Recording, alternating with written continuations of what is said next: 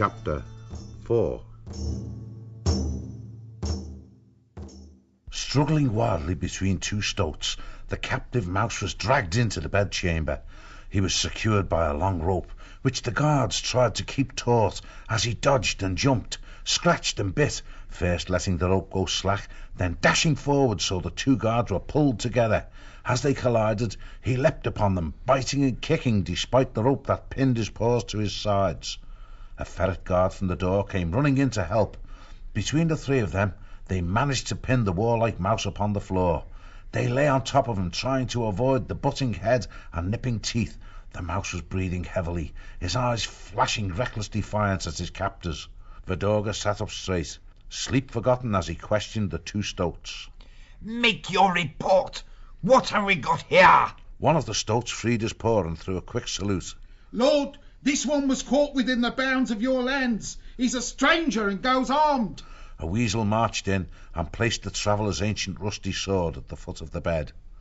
Vidorga looked from under hooded lids at the sword and the sturdy young mouse upon the floor. It is against my law to carry arms or to trespass upon my domain. The mouse struggled against his captors, shouting out in a loud, angry voice. I didn't know it was your land, cat. Tell your guards to take their claws off and release me. You have no right to imprison a freeborn creature. Vidorga could not help but admire the obvious courage of the prisoner. He was about to speak when Sarmina grasped the battered sword and stood over the captive with the point at his throat. You insolent scum! Quick now, what is your name? Where did you steal this rusty relic? As the guards pinned the struggling mouse down, his voice shook with fury. My name is Martin the Warrior. That sword was once my father's, now it is mine. I come and go as I please, cat. Is this the welcome you show travellers? Sarmina forced Martin's head back with the sword point. For a mouse, you have far too much to say to your betters, she said contemptuously. You are in Mossflower country now. All the land you can see on a clear day's march belongs to us by right of conquest. My father's law says that none are allowed to go armed save his soldiers, and the penalty for those who break the law is death.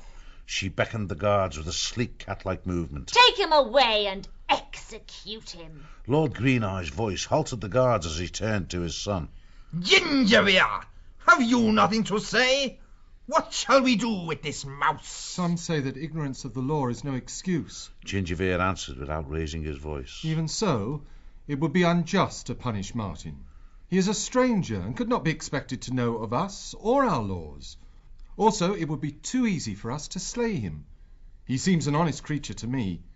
If it were my decision, I would have him escorted from our territory, then given his weapon. He would know better than to come back again. Vidorga looked from son to daughter.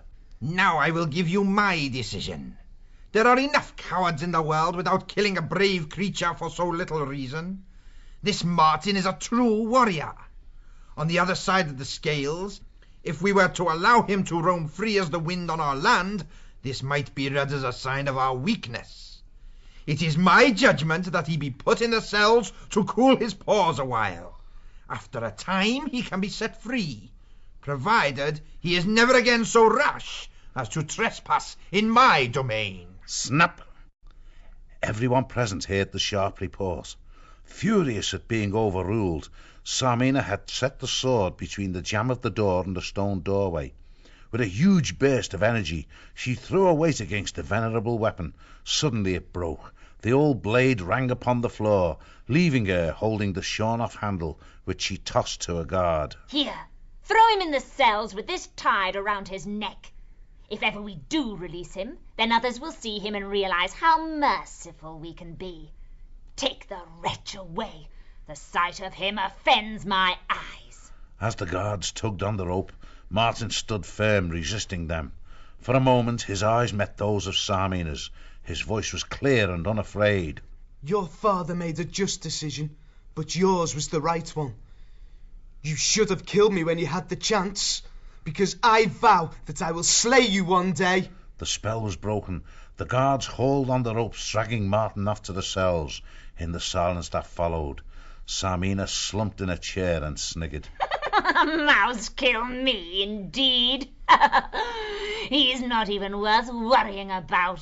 Vidorga coughed painfully. He lay back on the pillows. If you think that, daughter, then you have made a grave mistake. I have seen courage before.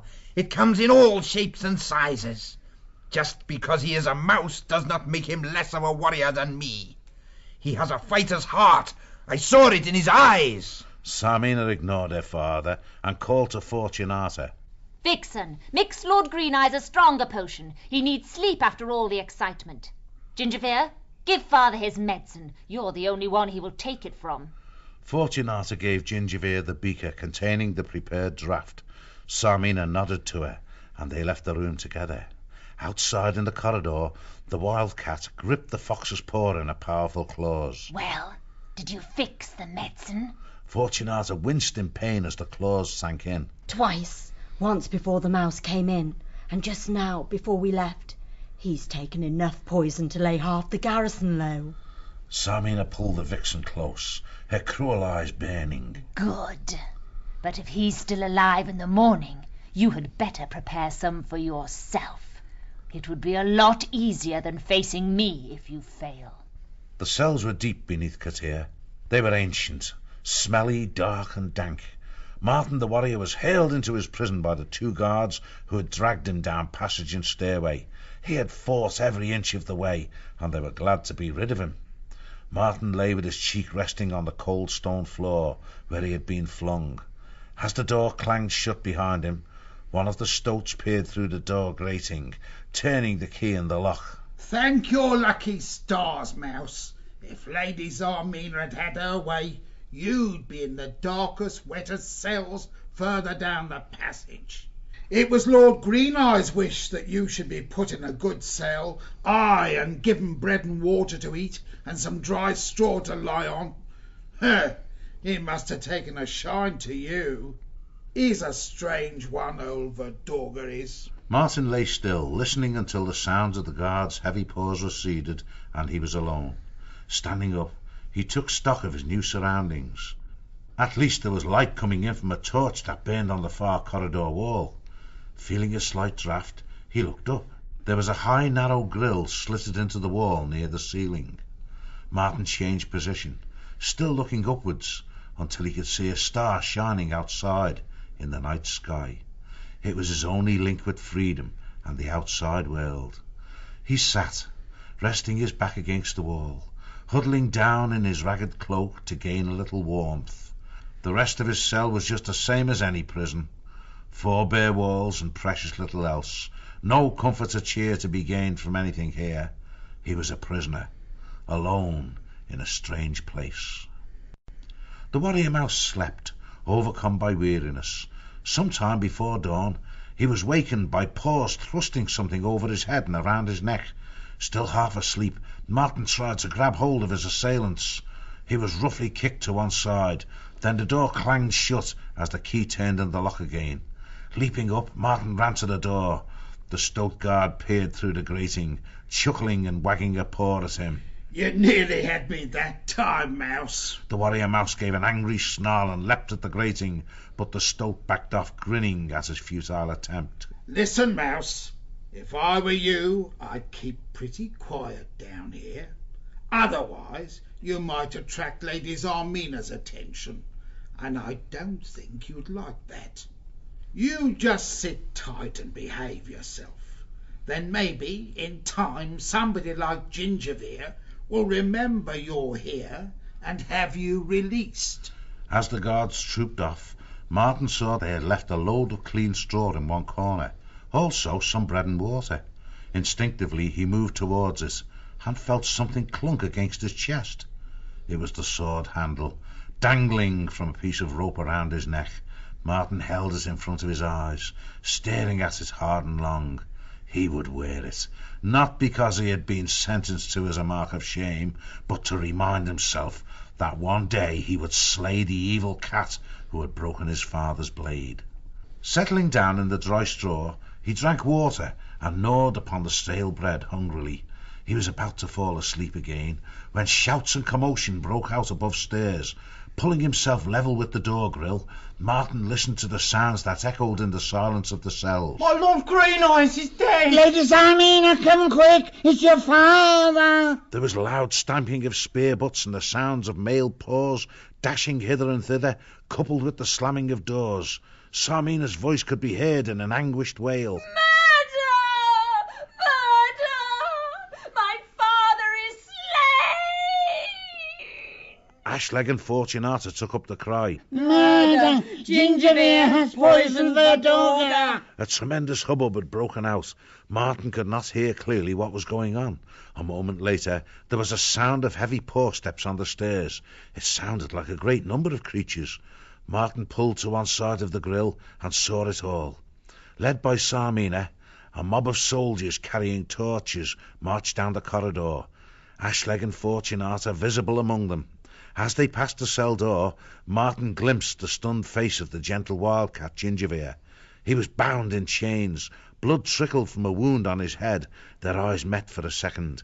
Then he was swept by in the surge of angry soldiers, their faces distorted by the flickering torchlight as they chanted, Murderer! Murderer! Kill the murderer! Martin could no longer see them, owing to the limited range of his vision through the grill, but he could still hear all that went on. Some distance down the corridor, a cell door slammed and a key turned. Zarmina's voice rose above the noise. Silence! I will say what is to be done here. Even though my brother is a murderer, I cannot harm him. He will stay locked up here until he lives out his days. He is now dead to me. I never want to hear his name spoken again within the walls of Kotir.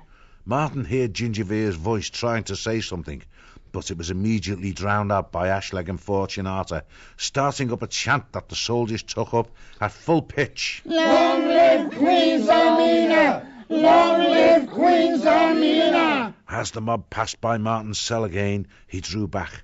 Above the roars he heard Zarmina close by the door speaking to Ashleg. Bring October ale and elderberry wine from the storerooms. See that there is plenty for everyone.